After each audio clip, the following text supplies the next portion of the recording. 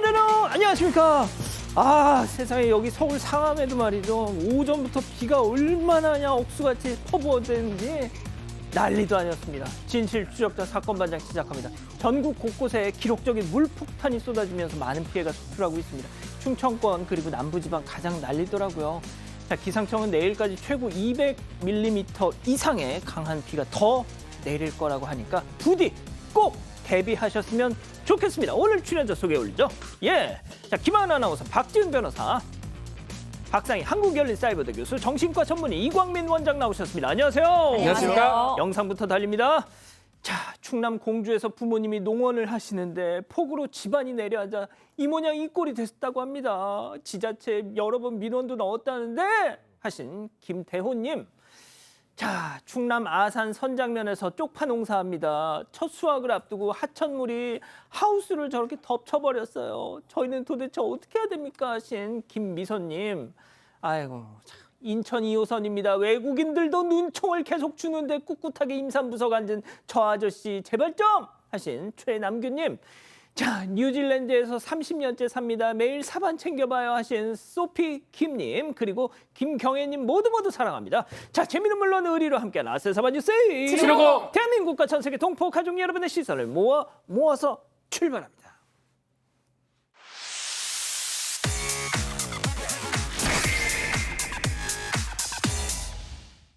첫 번째 가볼까요? 청문회 감당하겠습니다.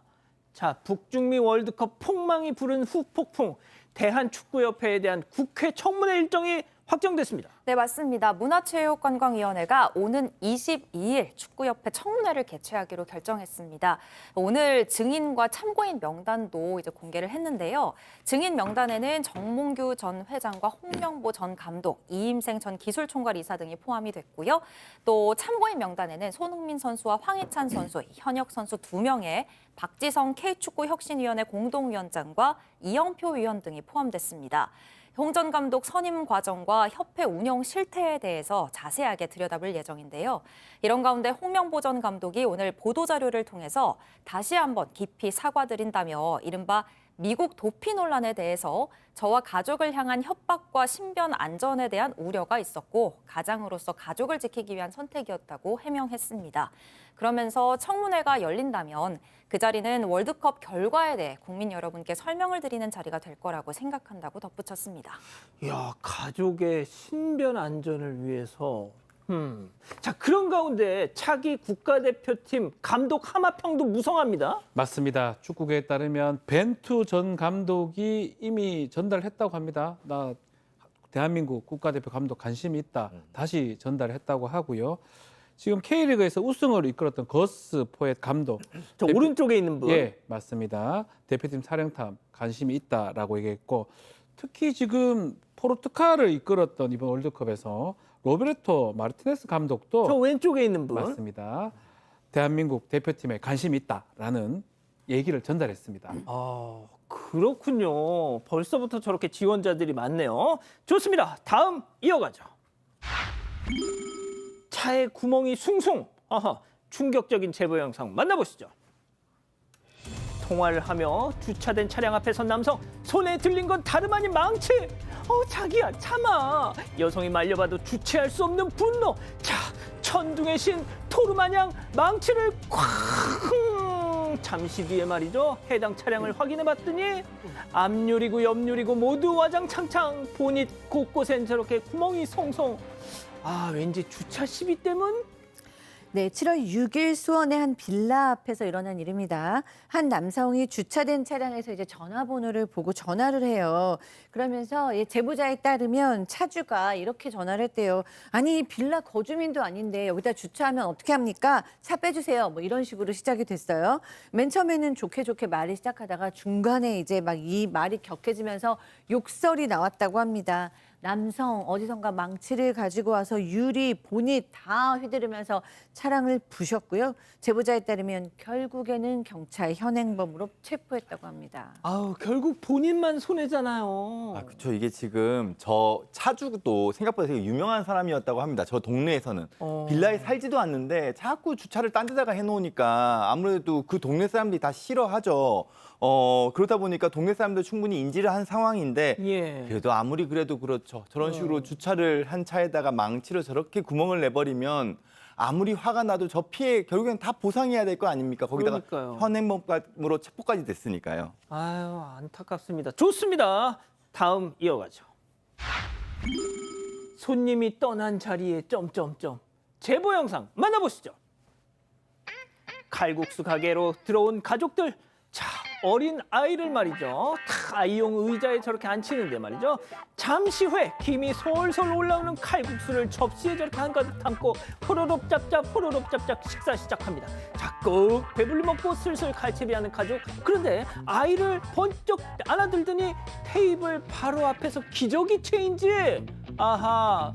자, 사용한 기저귀를 돌돌돌 말고 그 위에 일회용 턱받이를 올려놓은 채 그냥 휙 어우, 잘 먹었습니다 하고 밖으로 나가버리고. 박지훈 변호사님. 야, 이게 점심시간이고요. 가족 단위의 손님들이 이제 방문을 했는데 계산을 마치고 이 테이블에 가보니까 깜짝 놀랐다고 해요. 이게 왜요? 하얀색 무럭무럭 기저귀가 놓여 있는 거예요. 아, 야, 이게 말이 되냐? 이게 왜 여기 있지? 테이블 위에. 예, 먹는 거 아니지 않습니까? 어. 한참 쳐다보고 너무 이상해서 CCTV를 돌려보니까 방금 그 영상입니다. 기저귀를 갈고 테이블 위에 몰래 놓는 모습이 보였고요. 이렇게 갈고요. 기저귀 돌돌 말 때는 힐끗힐끗 또 눈치는 봐요. 이게 잘하는 행동은 아니다. 이건 아는 거죠. 돌돌 말면서 뭔가 문제가 있나? 근데 이제 기본 예의가 없는 것 같아요. 저거를 어떻게 저게 놔두고 갑니까? 우리 애기 덩이 뭐가 더럽다고? 아니, 너무 더러워요. 이건 말이 안 되죠. 그리고 심지어 지금 이 식당 저 테이블에서 10발자국만 가면 식당 안에 화장실이 있었다 그럽니다. 정말 백보양보해서 뭐 식당 안에서 기저귀를 간 거는 아이를 위해서 그렇다 치더라도 그래도 그 기저귀는 본인이 가져가든 하다못해 화장실에다 가져다 버려야죠. 저거는 손님으로서의 최소한의 상도덕도 없는 거라고 보여집니다. 교수님, 누군가 저 다음 손님은 저 테이블에 와서 또 밥 드셨을 거 아니야 또. 아우, 왜 그런, 네, 생각하기도 싫어요. 제가 거기서 밥을 먹었다 싶으면 그 아이들 기저귀는 본인들한테는 정말 너무 예쁜 아이의 기저귀겠지만 남들이 거기서 밥을 먹는다고 한번 생각을 해보세요. 밥맛이 뚝 떨어지죠. 그러니까 진짜 뭐야. 좋습니다. 마지막 사연으로 가보죠. 이웃 아줌마의 나쁜 손. 자, 집단 지성의 판단을 받아보고 싶으시다면서 제보해 주신 사연 들어보시죠. 안녕하세요. 저는 생후 6개월 아이를 키우고 있는 30대 여성입니다. 저희 아이가 유독 꽃 보는 걸 좋아해서 유모차를 끌고 아파트 화단 앞에 자주 데리고 가는데요. 보통 오후 한 3, 4시쯤 내려가는데 그 시간마다 한 이웃 아주머니를 엘리베이터에서 자주 마주치곤 합니다. 아주머니는 저희 아이를 보면 어머, 눈이 어쩜 이리 커, 연예인 해도 되겠네 라면서 무척이나 예뻐해 주시는데요. 문제는 단순히 칭찬해서 그치는 게 아니라 아이 발을 계속해서 만지신다는 거예요.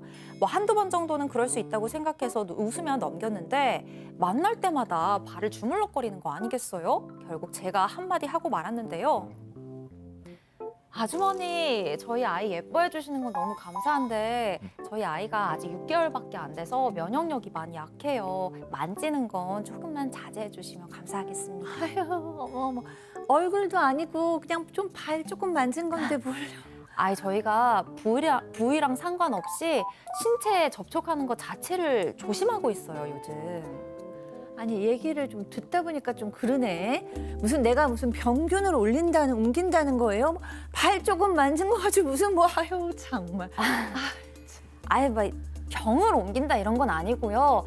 아니, 아주머니께서 막 그냥 이렇게 살짝 쓰다듬는 것도 아니고 조금딱 계속 만지시니까 좀 걱정이 돼서요. 아유, 무슨 또 조물락조물락 만져 예뻐서 이렇게 좀 만진 거지. 아유, 요즘 엄마들 너무 내가 예민하다는 얘긴 들었는데 끝내주네. 아유, 알았어요. 미안하게 됐어요. 아유. 아주머니는 저를 한참 쏘아보더니 씩씩거리면서 엘리베이터를 내리시더라고요.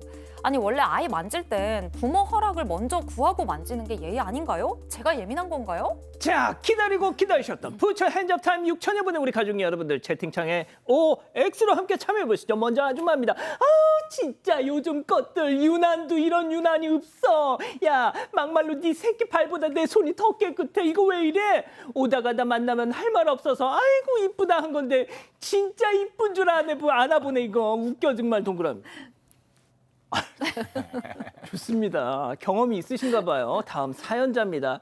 아줌마, 지금 말 다 했어요? 요즘 남의 집 개 만질 때도 허락받는 판에 왜 함부로 남의 집 애 만지냐고요? 그리고 나 2017년 미스 월드 출신이야. 나 닮았으니까 우리 딸도 당연히 예쁘지? 정말 교양머리 없어, X. 자, 일단 원장님부터요. 이거는 사실 면역력이랑은 사실 큰 상관은 없어요. 뭐 손으로 뭐 발 만졌다고 해서 아이가 뭐 감기가 걸린다거나 그럴 가능성은 떨어지거든요. 그렇구나. 다만 아이가 되게 불편할 것 같아요. 낯선 사람이 어찌됐건 이 아이는 엄마 위주로 지금 크고 있는데 낯선 사람이 와서 몸을 만지는 게 얼마나 불편하겠어요. 그래서 아이의 정서에 별로 좋지 않습니다. 그것 때문에 안 돼요.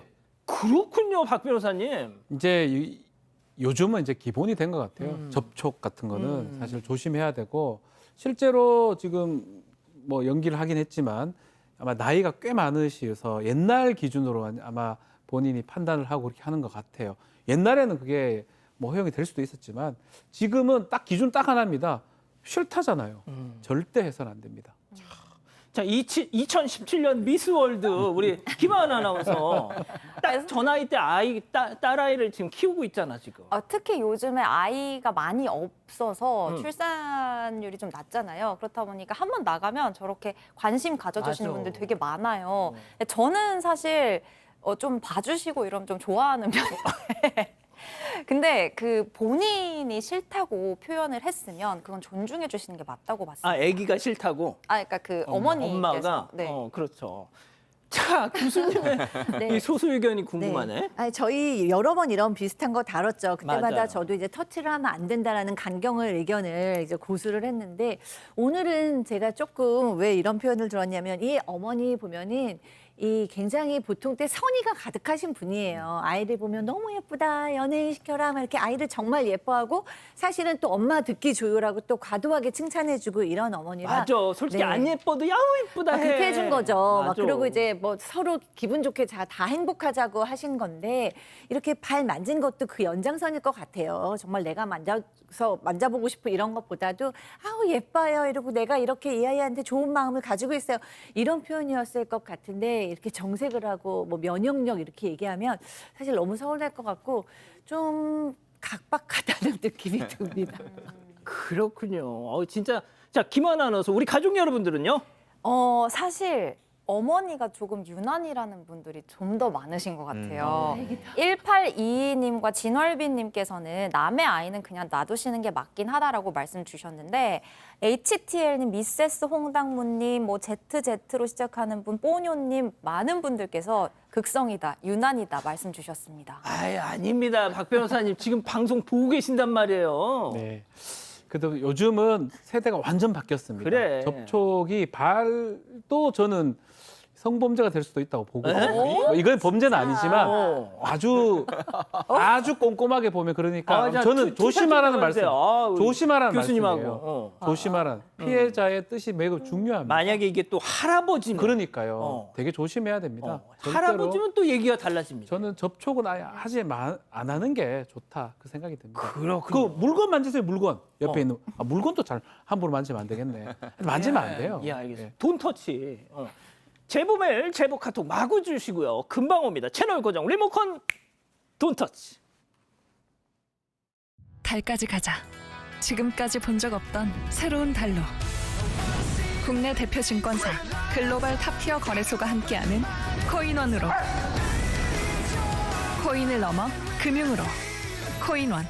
눌어붙은 후라이팬이야 버리면 그만. 눌어붙은 음식물 처리기는 어떡할래요? 또 멈췄어. 쿠쿠, 국내 유일 누름 방지 모드로 고장 걱정까지 방지.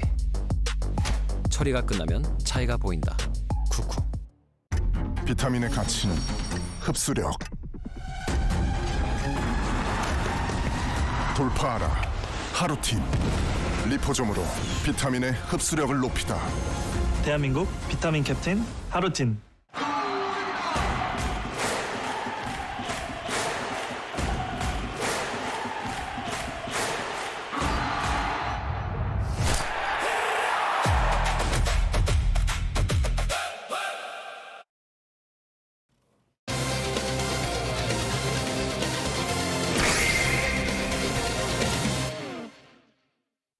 중소기획사, 중소도래 기적이라고 불리는 그룹 리센느. 사건 반장에서 벌써 오늘로 4번째 전해드리는데요. 자, 깜짝 놀랄 소식이 전해졌습니다. 관련 영상 만나보시죠.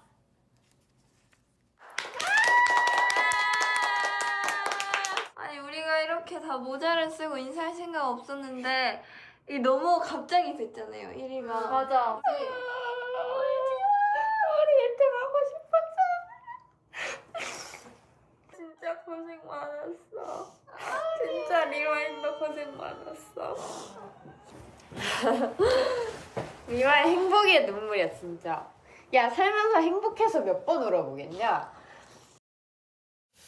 야, 걸그룹 대선배로서 우리 교수님이 또 이런 친구들 보면 만감이 교차하실 것 같아요. 그러니까 이 리센느는 정말 참고로 교수님 데뷔 연도가 언제시죠?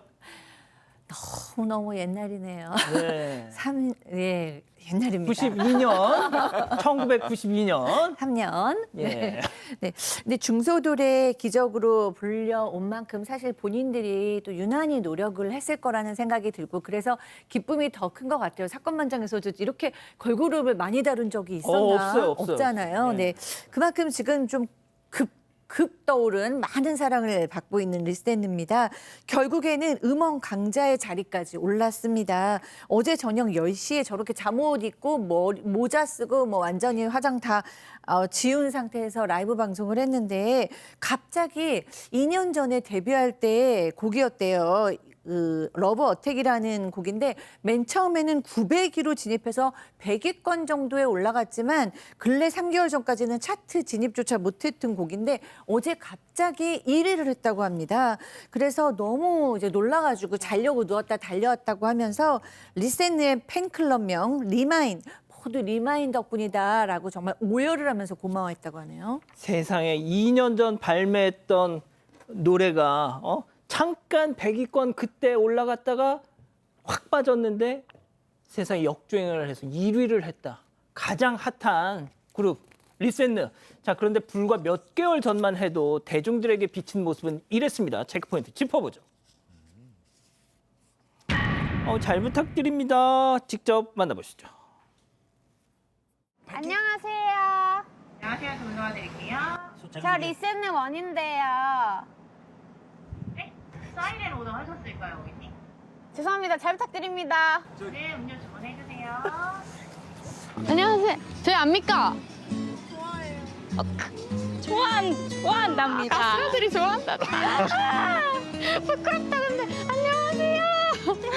야 이게 진짜다 연예인 된 기분. 박 변호사님. 네. 그러니까 드라이브 스루를 하러 가서 딱 스피커에다 대고 딱 저 누군데요 하니까 주문이나 하라고. 주문이나 하세요. 약간 예, 이런 예. 느낌. 정말 아무도 몰라봤죠. 거기다가 이 운동장에서 학교 운동장에서 공연한 적도 있다고 해요. 그리고 알아보지 못하기 때문에 요거거든요. 세상에. 아무도 안 봐요. 그냥 하는 거예요. 그래서 사실 흙바닥 위에서 공연하는 저런 아이고야, 서사가 있습니다. 세상에, 그렇구나. 아냐고 물으니까 아는 사람도 잘 없고요. 근데 이제 그게 나중에 이제 유튜브에서 이제 유명하게 되는데 특히 사투리하고 이 갸류 영상이 이제 화제가 되는데 이 갸류 복장을 하고는 미남이 일본 분이죠. 거제 야호 요때 우리 사건 반장에 소개를 했었는데 이때 끝나왔습니다. 저 솔직하게 얘기할게요. 지금 리센느가 얻은 인기에 한 0.5%는 사건 반장 기여했습니다. 저는 10% 정도 된다 봅니다. 진짜 큽니다. 많이 보잖아요. 많이 보는데 여기서 거제 야호 얘기하면서 몇 번 거의 틀어줬잖아요. 처음 했어. 고맙다고 하셔야 돼요. 고마울 수 있다 이 말이죠. 그래서 이제 지금은 이제 감격하는 모습을 보이고 있습니다. 특히 열악한 그 상황에서도 막 꿋꿋이 버티고 또 이번에 우는 모습 이거 사실 또 감동 아니겠습니까? 결국은 거제시, 수원시의 홍보대사까지 임명되기도 했습니다. 예, 지금 몇몇 또 우리 가족 여러분들은 야, 뭐 지금 사건 반장에서 이런 거 하냐 하시는데 최근에 이게 리센누와 관련된 또 어떤 또 얘기가 정치권 논쟁으로까지 번졌었잖아요. 네, 맞아요. 이른바 극우 말투 논란. 사실 저희가 얼마 전에 전해드렸기 때문에 기억하실 거예요. 당시에 박지훈 변호사님도 무섭노, 무섭나 차이점 설명하면서 한 10분 동안 강의를 했어요. 그것도 변호를 하셨었어요. 이 멤버 원희의 개인 유튜브 채널 영상에서 원희가 미나미 집을 방문해서 이제 무섭노라고 말했던 게 노무현 전 대통령을 조롱하는 극우 커뮤니티의 말투를 연상시킨다라는 의혹을 받았던 건데요. 팬을 넘어서 일반 대중에게까지 논란이 번지면서 국립국어원까지 등판을 할 정도로 크게 사안이 커졌었습니다. 이 다수의 누리꾼들이 너무 과한 지적이다라고 리센네를 옹호하면서 오히려 리센네에 대한 지지 여론이 형성이 되긴 했어요.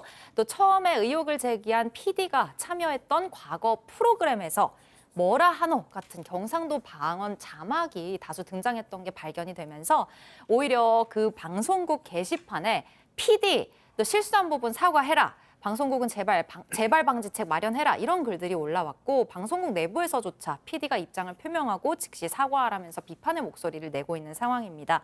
뭐 결론적으로는 오히려 대중들에게 인지도를 좀 각인시키는 계기가 된 것 같습니다. 자, 원장님이 마무리해 주시죠. 네, 리센느라는 이름이 향기로 다시 장면을 떠올린다라는 의미를 가지고 있다 합니다. 어쨌든 탄탄한 서사를 가지고 있으니까 많은 사람들이 응원을 하고 있죠. 가수 션 씨는 지금까지 잘 버텨왔고 앞으로도 더 멀리 갈 팀이라 믿는다 이렇게 응원을 했고요. 존 박 씨 역시도 믿고 있었다 이렇게 축하 메시지를 보냈다고 합니다. 그리고 홍보대사를 맡고 있는 각 여러 지자체들에서도 축하 메시지를 남겼다고 하네요. 앞으로 더욱더 박차를 가할 예정으로 알려져 있고요. 바로 어제입니다. 카라, 걸그룹 카라의 원곡인 프리티걸을 리메이크해서 지금 발표를 했다고 하네요. 저도 정말 응원하고 싶습니다. 아, 박 변호사님 이 네. 정도 하면 진짜 한번 나와 주셔야 되는 거 아니에요? 그냥 유튜브에 한번 사건 반장 소개라도 좀 해주시면. 아, 예, 사건 알겠습니다. 반장 야호 한번 해주시면. 아, 예. 사반 야호. 사반야호. 네. 예, 해주실 것 알겠습니다. 같아요, 왠지. 아, 진짜? 네. 아우, 좋습니다. 자, 두 번째 정리하고요. 세 번째 사건 이어갑니다.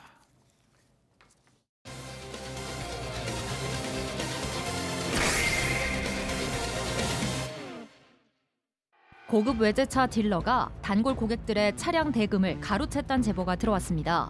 지금도 피해자가 늘고 있어 피해액이 30억 원을 넘을 거란 주장입니다. 어떻게 된 일인지 알아봅니다. 야, 이런 사기 사건이 있더라고요, 또. 그렇죠. 그 또 한 분만 제보를 해주신 게 아니고요. 부산, 경남 쪽에 살고 계신 다수의 사건 반장 가족분들께서 제보를 주셨습니다. BMW 부산, 경남 지역 판매 대행사에서 차량을 구입하려다가 믿었던 딜러에게 뒤통수를 맞았다는 제보입니다. 이 판매 대행사의 사실상 본부격인 해운대 지점의 한 딜러와 거래를 했다가 사기를 당한 건데 자, 이 딜러 특별 프로모션을 이용하면 차를 더 싸고 빠르게 받을 수 있다면서 자신의 개인 계좌로 돈을 가로챘습니다. 개인 계좌요? 네, 이 딜러가 소개한 프로모션이 아예 애초에 존재하지 않는 이벤트였는데요. 이 딜러가 판매 대행사가 발급한 것처럼 보이는 입금 확인서까지 위조를 해서 고객들에게 건넸습니다. 이걸 보고 피해자들이 안심을 했던 거예요. 피해자들의 주장에 따르면 지금까지 확인된 피해자만 한 20명에서 30명가량 되고요. 피해액은 30억 원이 넘을 걸로 보이는 상황입니다. 자, 보통 저런 건 법인 계좌로 이렇게 돈을 받을 텐데, 자, 수십 명의 고객들이 이 딜러한테 속은 이유는 뭘까요? 체크포인트 짚어보죠. 베테랑의 먹튀, 직접 피해자 얘기 들어보시죠. 그전에 제가 지금 차를 지금 세대를 구매했는데. 이미 예전서부터? 예. 고향 동네 후배입니다. 아, 그래요? 예. 그래서 형님 뭐 좋은 차가 있다. 뭐 이래서 소개를 받았는데 금액이 차도 안 주지. 그래 보니까 이게 지금 사기인 거예요, 이게. 그 친구랑 술 마시면서 차 샀다 얘기를 했거든. 그러니까 자기가 아는 지인 중에 괜찮은 친구가 있다. 이 사람이랑 안 지가 10년이 넘었습니다. 그래서 연락처를 받게 돼가지고 차를 계약을 하고 믿을 만한 사람이라고 생각했으니까요. 그래서 거기서 일한 지 벌써 20년 가까이 됐다고 하니까요. 제가 20년에 그 사람한테 차를 한 대 샀는데 그때는 아무 문제가 없어서 한 번 더 산 거죠. 자, 그러니까 그 딜러가 엄청나게 그냥 되게 베테랑이었다. 네. 유명한. 네, 그렇습니다. 그러니까 속은 거예요. 그러니까 20년 경력에 알아주는 베테랑으로 다른 지점에 가면 지점장을 할 만한 그런 실력을 가지고 있었다고 합니다. 그리고 또 판매 대행사 홍보 영상에도 떡하니 등장할 만큼 그러니까 신뢰를 주는 인물이었던 사람이군요. 거죠. 네, 그래서 지금 피해자들도 오랫동안 믿고 거래해온 단골들입니다. 한 피해자는 5년 정도 거래했고 차를 이 사람한테 3대나 샀다. 게다가 고향 후배라서 정말 철석같이 믿었다 얘기하셨고요. 다른 피해자는 친구를 통해서 이 딜러를 알게 됐는데 10년 넘게 거래했다. 그냥 믿고 있었던 거죠. 그리고 또 어떤 분은 친척이나 친구한테까지 소개를 한 겁니다. 그래서 이 중간에선 친척, 친구와 함께 다 같이 손해를 본 사람도 있었습니다. 자, 이런 베테랑 딜러가 왜 이런 짓을 피해자에게 이어서 들어보시죠. 자기 말로는 고의를 했고요. 본인 입으로 얘기했습니다.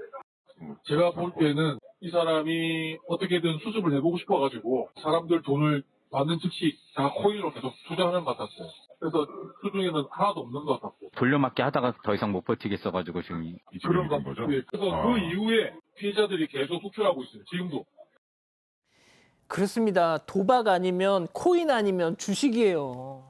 추정 피해 금액이 상당히 큽니다. 지금은 약 30억 원 가량이 된다 그래요. 그리고 이 피해 금액을 그 도박성이 높은 코인에다가 투자를 했다가 다 날려버린 모양입니다. 그리고 새롭게 들어오는 돈을 또 코인에 투자해서 돈을 더 벌어보려고 계속 돌려막기를 했는데 이게 당연히 잘 될 수가 없죠. 그러니까 이제 피해자분들이 빨리 돈을 내놓으라고 했더니 당장은 돈이 없다고 이행각서를 썼는데 그마저도 지켜지지 않고 있습니다. 그러니까 지금 완전히 돈이 없는 빈털터리 신세라 그래요. 지금 BMW 그쪽 회사 입장에서는 올해 3월에 예. 이 상황을 인지했다고 하고 딜러를 업무에서 배제했다고 합니다. 하지만 이 딜러 여전히 본인의 그 프로필 메시지에다가는 사진에다가는 그 해운대 매장 안에 있는 사진을 올려놓고 여전히 딜러 일을 하고 있는 것처럼 행세를 하고 있다 그래요. 그러니까 여전히 추가 피해가 생길 수도 있는 상황인 겁니다. 자, 근데 피해자들 입장에서는 딜러도 딜러지만 그 딜러가 소속된 판매 대행사도 믿고 이렇게 입금을 한 걸 거 아니에요? 자, 그래서 이 대행사 책임도 있다라고 주장합니다. 직접 그 통화 내용도 한번 들어보시죠. 프로모션은 없는 프로모션입니다, 본인이. 예초부터 그런 프로모션은 없는 프로모션이었고 문제가 많은 직원으로 최근에 3월 말부터 문제가 발생을 해서 3월 20일부터 지금 대기 발령 상태고요. 제가 여쭤보고 싶은 게 지금 이 사람에 대해서 어디까지 지금 파악이 되신 거예요? 저희 회사가 이제 손실을 입은 건들이 고객님이 알고 계신 것보다 훨씬 많습니다. 딱 선을 긋네요. 근데 이제 문제가 있습니다. 회사가 이미 알았거든요. 이 사람이 문제가 있다는 거를 자기 소속이라고 봐야 되잖아요. 3월에 알았습니다. 근데 6월 초에 피해자들이 이걸 인지를 했어요. 석 달 차이가 납니다. 만약에 이미 좀 뭐 조치를 취했다 그러면 더 피해자가 발생하지 않았을 건데 또 대응이 가능했을 건데 이런 것들이 좀 문제 아니냐라고 지적을 하니까 회사 입장에서는 이거는 뭐 개인의 일탈이지 우리 회사의 문제점은 아니다라고 변명을 지금 하고 있는 그런 상황이고요. 결국은 이 딜러 상대로 사기죄 등 형사 고소를 하고 또 회사 상대로 뭐 할 수는 있어요. 민사소송. 하려면 사용자니까요. 근데 민사소송은 뭐가 문제냐면 비용 같은 것도 또 많이 듭니다. 변호사 비용, 사야 되잖아요. 소송 비용. 그래서 그 비용이 들다 보니까 지금 고민을 하고 있는 피해자들이 또 많다고 하고 이거 해가지고 또 받을 수 있을지도 의문이기 때문에 뭐 재산이 없다면 상당히 좀 곤란한 상황이라고 합니다. 예. 이 판매 대행사에서는 현재 수사가 진행 중이라서 공식 입장을 내놓기 어렵다. 또 이렇게 얘기를 했다고 합니다. 자, 세 번째 사건 정리하고요. 별별 상담소 이어갑니다.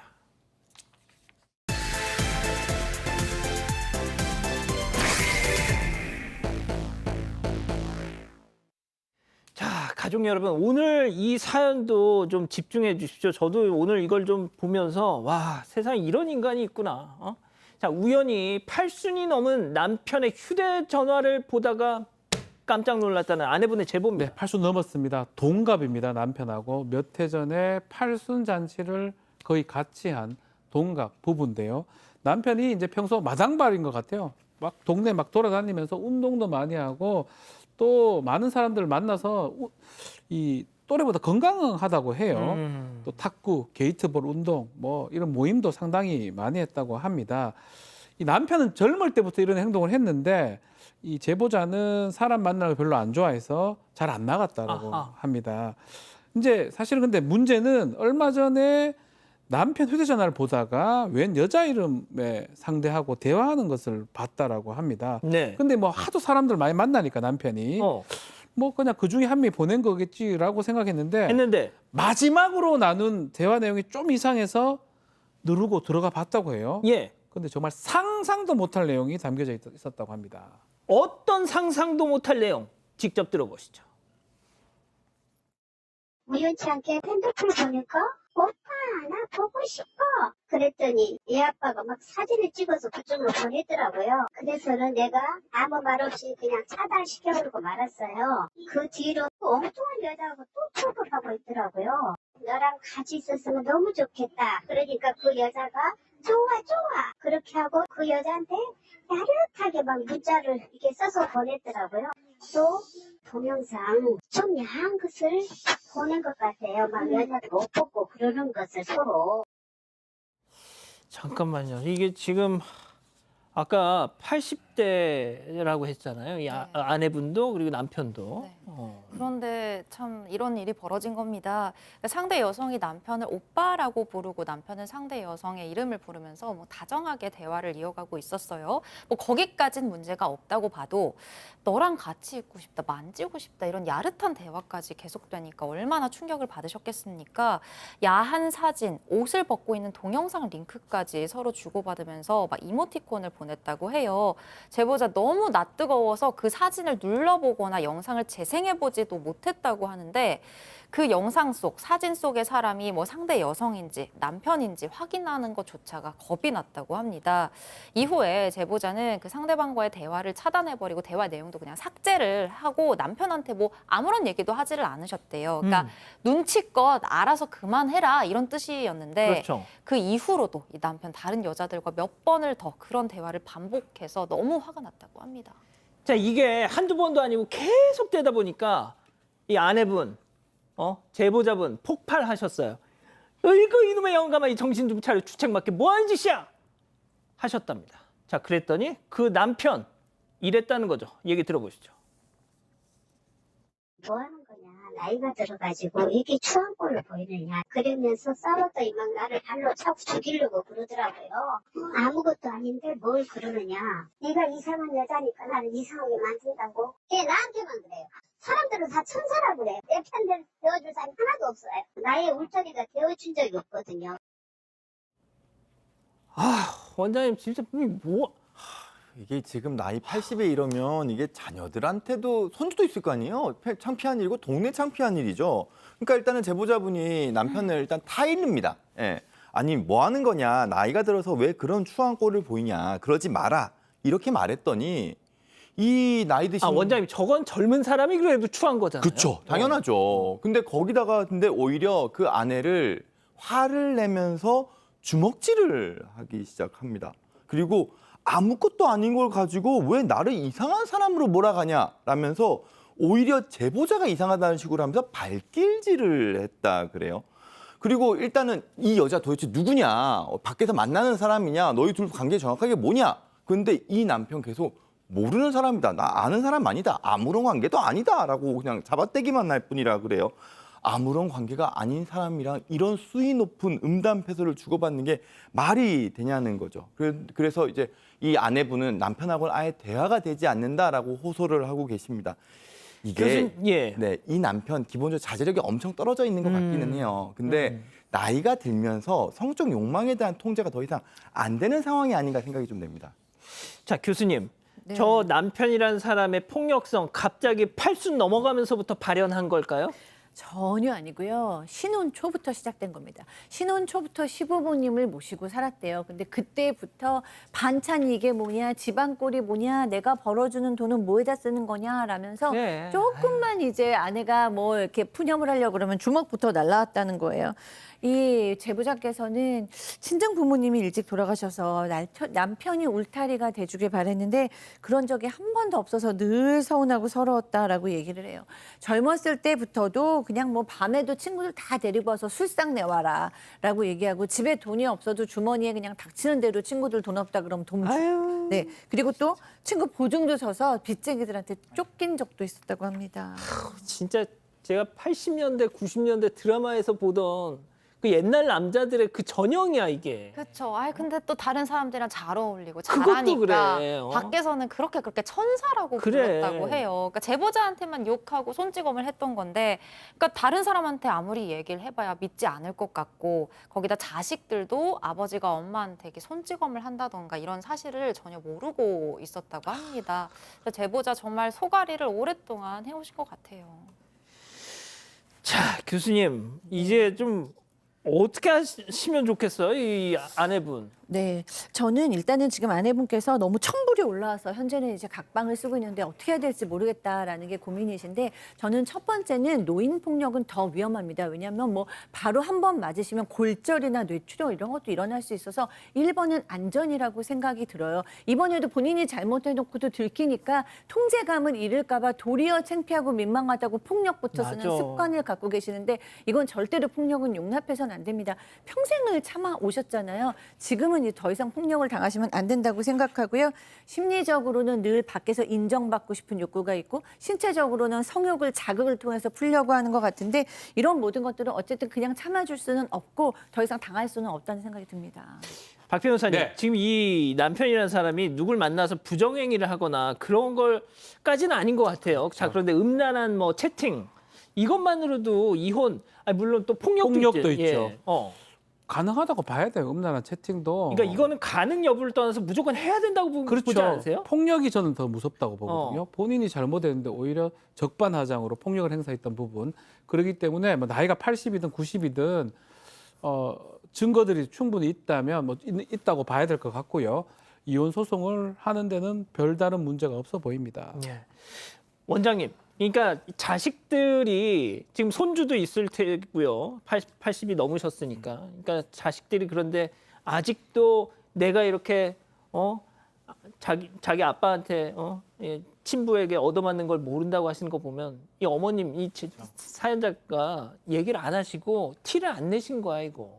이거 또 한 자식들 가지는 앞에서. 정신의학적으로는 이래요. 인지저하나 망상장애 같은 게 나이가 들어가지고 좀 악화되시는 경우들이 있어요. 그런 경우에는 정신과적인 치료가 좀 도움이 되실 수 있거든요. 그런데 정신과를 데려가려면 어머니께서 데려가실 수 없어요.